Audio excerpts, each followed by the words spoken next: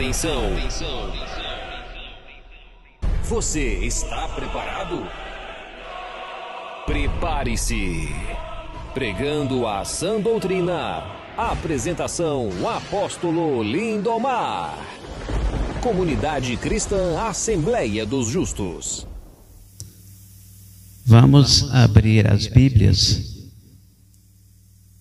na carta do apóstolo Tiago, no capítulo 5, e versículos do 16 ao 18. Palavra de Deus diz assim: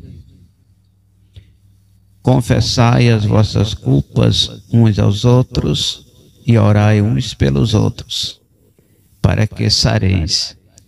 A oração feita por um justo pode muito em seus efeitos. Glória a Deus. Elias era homem sujeito às mesmas paixões que nós, e orando, pediu que não chovesse, e por 3 anos e 6 meses não choveu sobre a terra.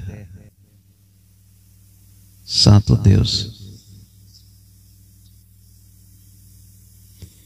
E orou outra vez, e o céu deu chuva, e a terra produziu o seu fruto. Santo Deus.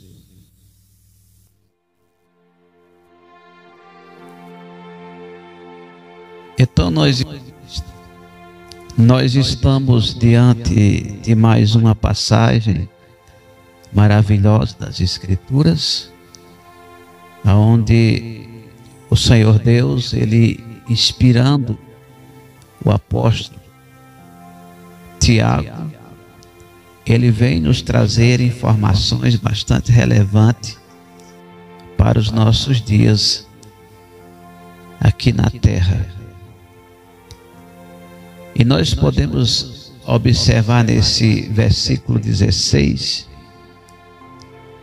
3 aspectos importantes para a unidade da igreja e o crescimento espiritual dos irmãos. Primeira coisa,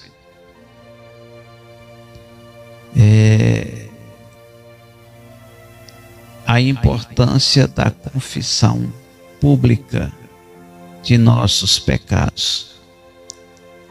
Nós precisamos entender que nós somos pecadores, portanto falhos, e estamos sujeitos a cair em transgressão. O problema não é o fato de nós saber que somos falhos, e sim quando falhamos. Qual é a nossa atitude quando nós tropeçamos em algum ponto da palavra, ou até mesmo quando nós somos engodados, enganados pelo pecado e caímos em pecados muitas vezes até mortais. Então, essa é a diferença. A gente precisa confessar primeiramente a Deus, Para isso a gente precisa estar arrependido. Você não pode gostar de pecar, não pode achar que o pecado é uma coisa boa para você. Você não pode amá-lo. Você tem que repudiá-lo, odiá-lo. Entender que aquilo te afasta da presença de Deus e que te leva às trevas. Esse é o primeiro ponto. Segundo ponto é confessar uns aos outros. Por que é tão importante confessarmos uns aos outros os nossos pecados? Nós vemos que lá atrás, quando eu me converti mais ou menos há 18, 20 anos atrás, era comum quando um irmão se afastava da igreja, quando ele voltava, ele se reconciliar com a igreja.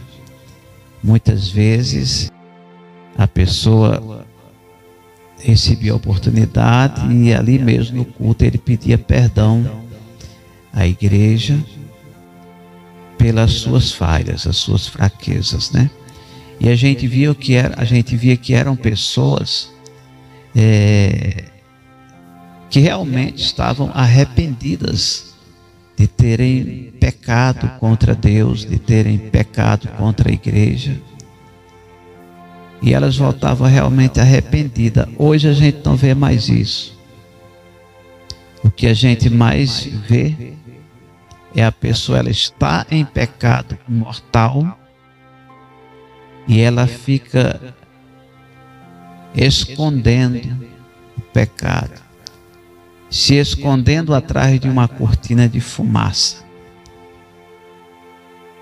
quando na verdade deveria primeiramente se arrepender, confessar a Deus e confessar aos irmãos, e assim a igreja vai tendo essa unidade. O segundo ponto que ele fala que é de suma importância para todos nós cristãos é a importância de nós orarmos uns pelos outros. Nós sabemos pela palavra que a oração, ela é a base de sustentação de todo cristão. Então, para que isso aqui seja praticado, é necessário primeiro que a pessoa ela estabeleça uma vida de oração com Deus,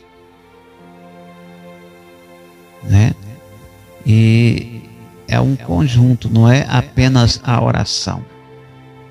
A oração ela faz parte deste conjunto e ela é o pontapé inicial para o arrependimento e uma aproximação maior de Deus. Depois da oração nós temos a questão do jejum e a importância de nós lermos a palavra continuamente, todos os dias e várias vezes durante o dia. Esse conjunto vai te fazer um crente mais forte na palavra. E um homem cheio de fé, uma mulher cheia de fé. Ser cheio de fé não é você falar de boca. Não é você não ter momentos de fraqueza. Não é você de vez em quando tropeçar na palavra. Ser cheio de fé é você se encher do poder de Deus nos momentos mais difíceis, mais importantes da tua vida. Tem horas que a gente precisa buscar a presença de Deus. E quando a gente aprende essas coisas, aí automaticamente a gente aprende a orar pelos outros irmãos. E assim a igreja vai orando uns pelos outros, né? Veja que o apóstolo Tiago, ele está tratando aqui da unidade da igreja. A igreja, até hoje, nesses anos todos de evangelho que eu tenho, às vezes que eu vi a igreja dobrar o joelho no chão em oração e jejum, por qualquer que seja a causa, a gente obteve êxito, a vitória. E para a igreja ter esse poder, ela saber usar, não é que ela não tem, ela já tem esse poder em suas mãos, mas ela precisa aprender a usar este poder que Deus lhe deu. Precisa-se de uma unidade. Não pode uma igreja ser de crentes rebeldes, desobedientes, falsos, com dupla personalidade dentro da igreja. Pessoas se escondendo atrás da Bíblia e praticando coisas absurdas e gostando daquilo que está fazendo. Assim, a igreja nunca terá uma unidade. Para ela ser uma igreja unida, fiel a Deus, uma igreja que tem comunhão com Deus e comunhão de uns para com os outros, a gente precisa largar as coisas deste mundo, largar o pecado e se voltar para Deus. E o apóstolo Tiago, ele explica o porquê dessas duas coisas serem tão importantes. Ele diz: para que sareis, né? Essa enfermidade aqui não é uma enfermidade física, ele não está tratando de uma cura divina, por exemplo, ou pelo menos de um milagre físico. Ele está tratando de uma cura divina, mas de uma cura divina espiritual, é o que nós chamamos de cura interior. Então, a alma, isso aqui sara a nossa alma, todas as feridas, e é por isso que ele está falando: para que sareis, sereis sarados, libertos, transformados dessas coisas malignas que o pecado faz conosco. Santo Deus. Uma outra coisa importante que ele fala aqui neste versículo é que ele diz que a oração do justo pode muito em seus efeitos. Preste atenção nisso aqui. A oração de um justo pode muito em seus efeitos. Então preste atenção, se um justo sozinho, ele tem o poder de estremecer a estrutura do inferno, imagina uma igreja inteira orando por uma determinada causa. Está entendendo? Está entendendo por que Deus ele está tratando aqui da unidade da igreja? A importância da igreja ser unida, não haver tramóias entre os irmãos, trambiques, gente maquinando mal contra o outro dentro da igreja, pessoas falsas, mentirosas, com dupla personalidade. Se a igreja estiver nessas condições, eu não estou falando que não existe pessoas dentro da igreja com essas características, mas eu estou falando que a igreja, no geral, ela não pode estar nessas condições espirituais aqui. Ela não pode estar nessa condição espiritual. Tem que haver uma unidade, e essa unidade acontece quando nós levamos a praticar aquilo que está escrito na palavra. Uma coisa absurda que eu tenho visto é pessoas em cima do púlpito tentando flexibilizar a Bíblia Sagrada. A gente não precisa abrir brechas para o pecado. Aliás, a gente não deve fazer isso. A gente tem que transmitir aquilo que Deus mandou. Doa a quem doer. Se quem está lá embaixo assistindo não quer ouvir, problema de quem não quer ouvir. Mas a palavra tem que ser semeada. E o evangelho é para ser vivido na prática. Não é brincadeira. Não é para você viver camuflado em cima do púlpito ou embaixo dele. Não é. É santo, santo, santo. A gente não pode passar a mão em quem está fazendo coisa errada. A gente tem que tratar essas pessoas, cuidar delas com muito amor, com muito carinho, mas elas precisam estarem separadas do altar. Não pode pessoas desonestas em cima do altar, político em cima dos púlpitos, como nós estamos vendo aí, uma verdadeira baderna dentro das igrejas evangélicas, de políticos corruptos em cima dos púlpitos, e os pregadores chamando esses políticos de homens de Deus. Isso é uma vergonha para o Evangelho. Isso não é o que Deus nos ensina na sua palavra. Ele diz que um justo sozinho pode muitas coisas, e uma igreja inteira unida por uma causa, ela pode coisas muito maiores. Aqui ele cita o profeta Elias, né? Olha só o que é que ele diz, Tiago 5:17. Ele diz assim: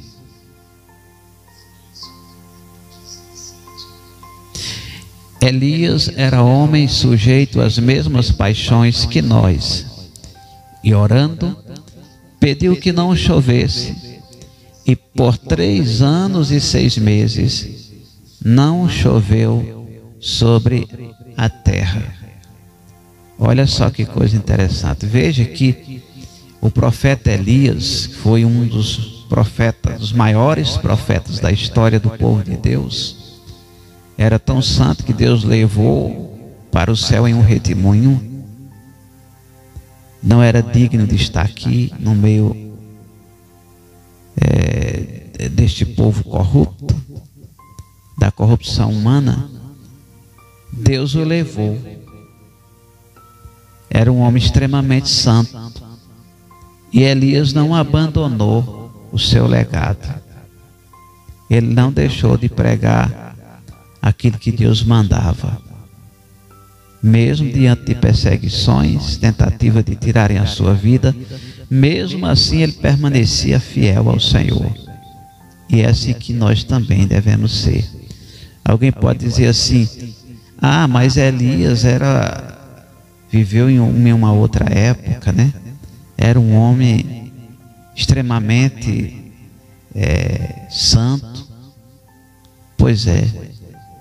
E você não deseja também ser santo, como Elias?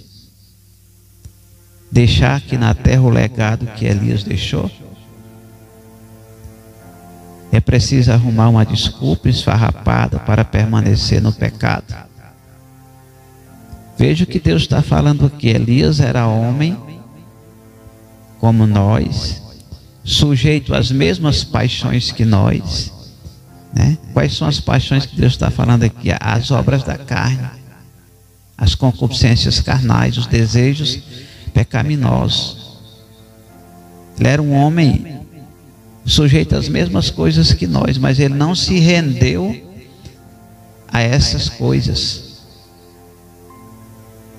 E a única maneira da gente não ser escravo do pecado é quando a gente se entrega de verdade nas mãos do Senhor. Quanto mais próximo você estiver de Deus,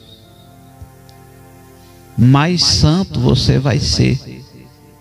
E mais você vai querer que as coisas sejam feitas com perfeição.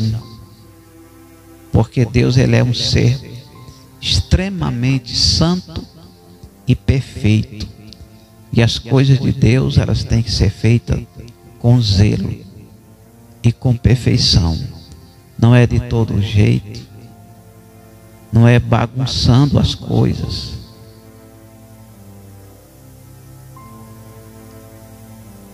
Por que os profetas eram homens zelosos pelas coisas de Deus?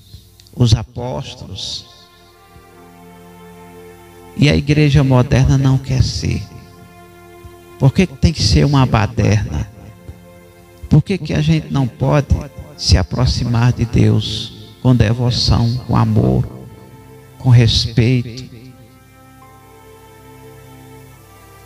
Deixa eu dizer uma coisa para os irmãos, eu vou repetir que eu já falei. Não sei se foi em outros vídeos, se foi numa pregação lá na rua.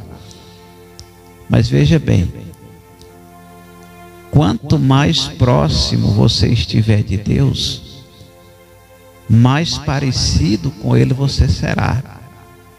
E quanto mais longe de Deus você estiver, mais parecido com o mundo você vai ser.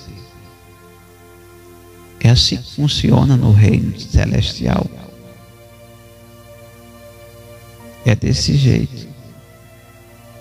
Se eu me aproximo de um Deus que é santo, justo, perfeito, que gosta das coisas com perfeição, é lógico que eu vou adquirir essas características do meu Deus.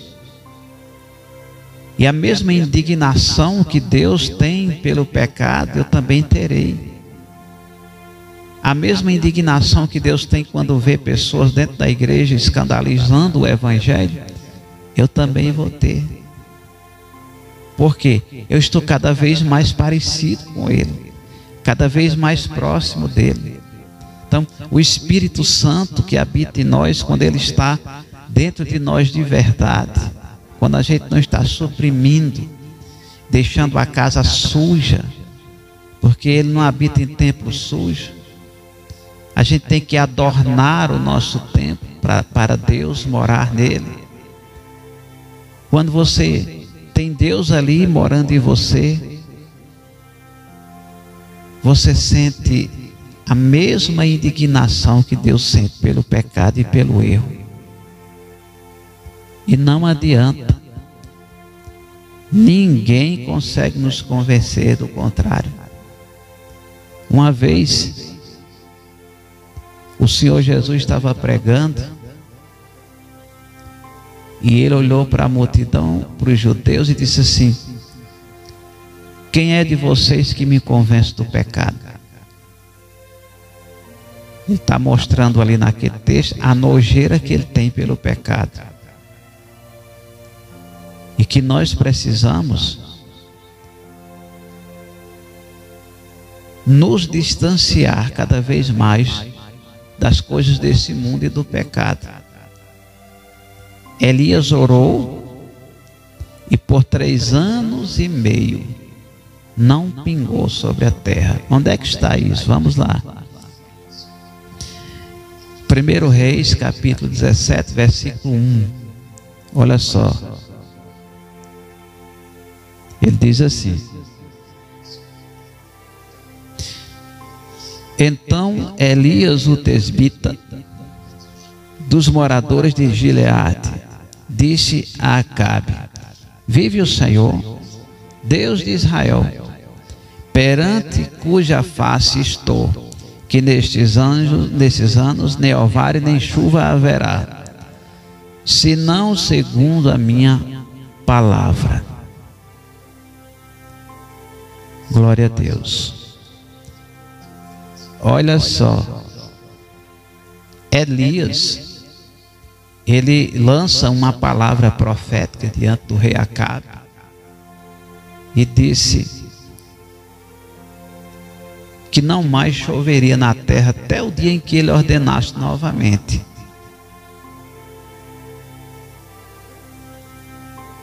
Veja que ele lança aqui uma profecia e ela se cumpre.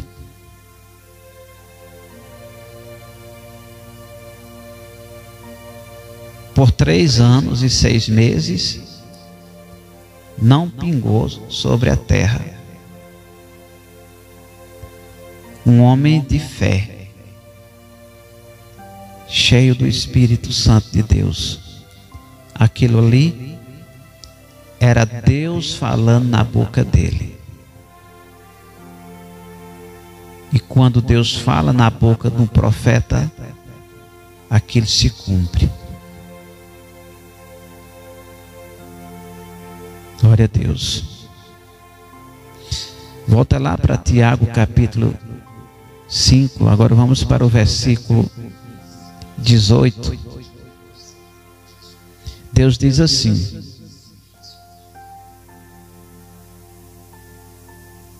Santo Deus. E orou outra vez, e o céu deu chuva, e a terra produziu o seu fruto. Glória a Deus, Jesus. Então veja que Elias, que era sujeito às mesmas paixões que nós, ele orou a Deus para que não chovesse. Por 3 anos e 6 meses não choveu. Depois o mesmo Elias, ele orou de novo e Deus mandou chuva sobre a terra. Aí vem a pergunta: quando Elias determinou que não choveria, ele apenas lançou uma palavra profética. Mas na hora que Elias foi determinar que a chuva voltasse, ele não liberou uma palavra profética. Ele teve que ir para o monte orar, buscar a Deus.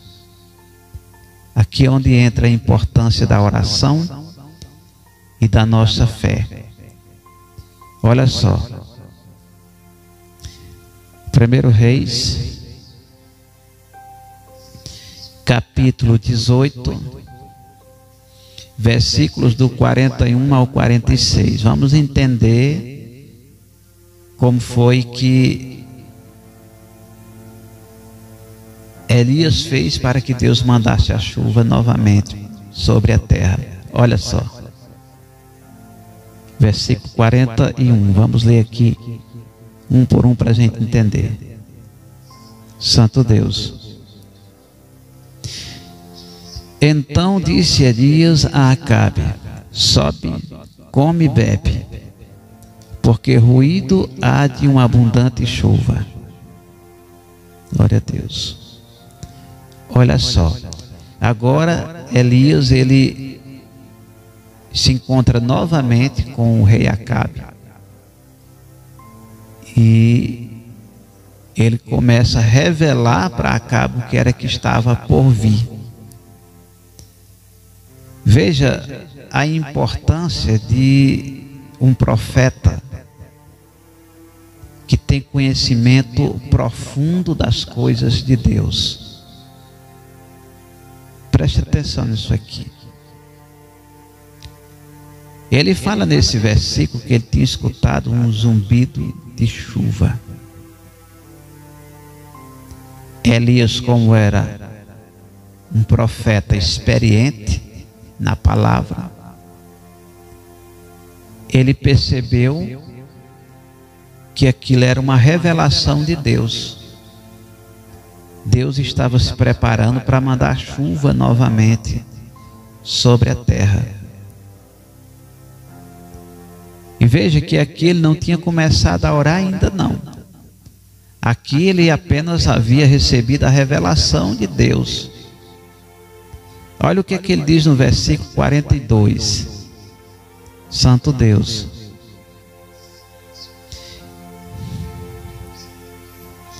E Acabe subiu a comer e a beber, mas Elias subiu ao cume do Carmelo e se inclinou por terra e meteu seu rosto entre os seus joelhos. Olha só, o rei foi fazer o que Elias pediu, né? Mas Elias subiu ao monte e ali ele se prostra diante de Deus com o rosto entre as pernas e começa a orar, a buscar a Deus. Aqui nós já vemos uma coisa muito importante que está sendo esquecido por muitos cristãos: a importância dos montes. Nos momentos mais difíceis da vida dos profetas, eles corriam, subiam ao pico dos montes e ali eles iam buscar a Deus. Isso está se acabando entre nós. A gente não vê mais isso com frequência. Raramente a gente vê alguém ir aos montes. Com isso eu não estou falando que ninguém vai mais. Tem muitos irmãos que vão ainda. mas a gente vê que diminuiu bastante a frequência dos irmãos nos montes. Preste atenção. Segundo ponto, humilhar-se diante da mão de Deus. Ninguém consegue nada com Deus se você não se humilhar na presença dele,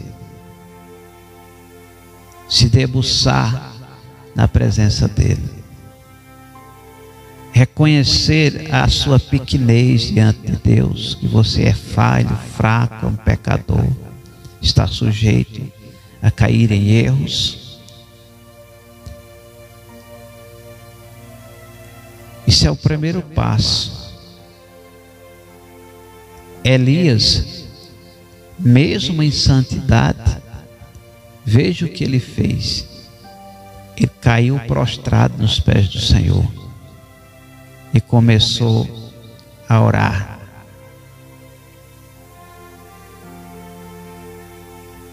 A gente precisa começar a orar.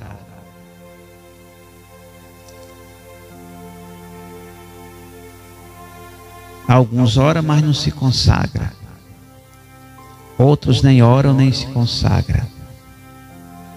Outros lêem só a Bíblia e acham que não precisa buscar a presença de Deus e se afunda na areia movediça da intelectualidade e acaba virando um crente medíocre, sem temor a Deus.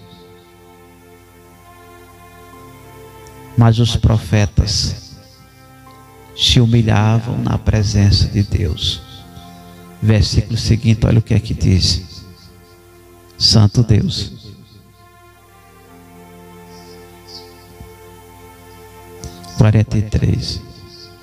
e disse ao seu moço: sobe agora e olha para a banda do mar. E subiu e olhou e disse: não há nada. Então disse ele: torna lá 7 vezes. Aleluia, Jesus. Elias começa a orar. Ele pede a um moço que andava com ele. Ele diz: sobe lá no pico do monte, olha lá para a banda do mar e vê o que é que tu vai ver lá. O rapaz subiu, olhou, não viu nada. Ele volta. Aí Elias disse: volta lá 7 vezes. Interessante que as coisas de Deus, muitas vezes, Deus não está preocupado em desmiuçar aquilo que Ele está falando. Muitas vezes Ele só diz: faça isso, né?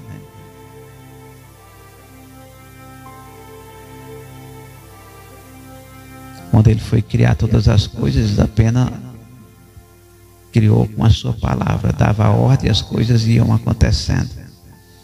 Jesus chega 2 vezes para os apóstolos que estavam pescando e não tinham pegado nada. Ele disse: joga aí a rede aí para o lado direito aí. Só disse isso. Pronto. E eles fizeram o que ele falou e pegaram um monte de peixes. Né? Aqui Deus usa o profeta e diz o rapaz: volta lá 7 vezes. Pronto. Só isso.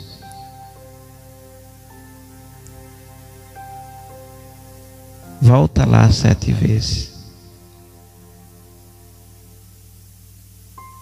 Será que Elias não sabia o que estava prestes a acontecer? É óbvio que ele sabia. Deus já tinha revelado a ele. Quando ele viu o zumbido de chuva, ele entendeu que era Deus que ia mandar chuva. Ele estava destinado a ver o cumprimento desta revelação. Está vendo o tamanho da fé de Elias?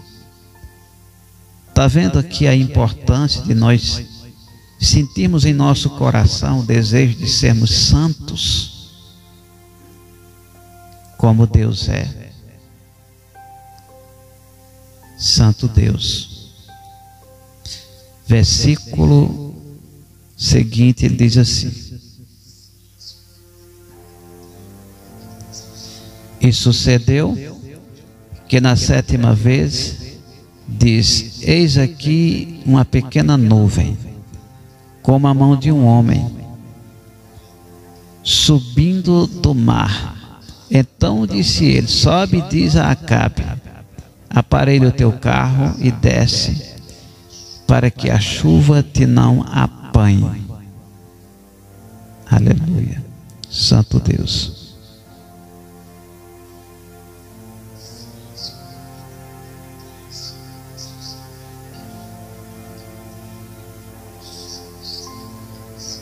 E sucedeu que, entretanto, o céu se enegreceu com nuvens, e veio uma grande chuva. E Acabe subiu ao carro e foi para Jezreel. Então veja que o rapaz subiu 7 vezes lá no pico do monte. E só na 7ª vez ele viu uma pequena nuvem do tamanho da mão de um homem. Glória a Deus. Quantas vezes você ora por uma causa e você desiste no meio do caminho? Elias permaneceu em oração durante as 7 vezes que o rapaz subiu lá. Ele estava lá orando, pedindo a Deus para que ele mandasse chuva. Muitas vezes nós começamos a orar por uma causa e desistimos no meio do caminho. Com os profetas não eram assim. Os profetas, eles se prostravam diante de Deus e eles ficavam ali em oração. Eles iam nivelando a oração e levando ela para um outro nível. Está entendendo? Aqui nós vemos a importância de nós orarmos com intensidades diferentes. Às vezes a pessoa começa a orar por uma causa e ao invés dela intensificar a oração, ela começa a retroceder, ela começa a esfriar e aí perde a bênção. Elias teve 7 chances para desistir e ele permaneceu fiel. Cada vez mais ele intensificava a sua oração. E quando a gente faz isso, vai chegar um momento que é impossível que Deus não ouça a sua oração. Ou seja, nós somos chamados pela Bíblia de soldados de Cristo. Não fomos chamados para desistir. Muitas vezes, quando nós atingimos o ápice da provação, da tribulação, a gente quer retroceder, a gente quer desistir, a gente perde as forças, mas é exatamente neste momento que Deus, ele entra em ação. Deus não vai fazer aquilo que você pode fazer. Deus vai agir no impossível. Então, quando você achar que as suas forças se perderam, que você não tem mais força para lutar, lembre-se disso. Deus age nestes momentos na nossa vida. É quando a gente não pode ir mais além daquilo que a gente já foi. Ele age no impossível. Foi o que aconteceu aqui. O céu se enegreceu de nuvens e Deus mandou chuva sobre a terra, e a terra mais uma vez produziu os seus frutos, e frutos bons, né? Santo Deus. para a gente encerrar, versículo 46. E a mão do Senhor estava sobre Elias, o qual cingiu os lombos, e veio correndo perante Acabe, até a entrada de Jezreel. Então veja que a mão de Deus era sobre o profeta Elias. Por que que Deus estava com Elias? Porque Elias era fiel a ele. Está entendendo? Então, para Deus, a mão de Deus está sobre nós. Nós precisamos desta fidelidade para com Deus. Está entendendo? Não é tentando flexibilizar a palavra que nós iremos nos aproximar de Deus. O pregador não pode ser frouxo. Ele não pode, por medo da reação dos que estão lá embaixo ouvindo, ele não pode tentar brechas para flexibilizar a Bíblia. Não pode. É pecado isso, e grave. Um conselho errado que a pessoa der vai atingir pessoas, almas. Um conselho errado pode levar uma pessoa ao lago de fogo, ao inferno. Então a gente tem que se render à palavra.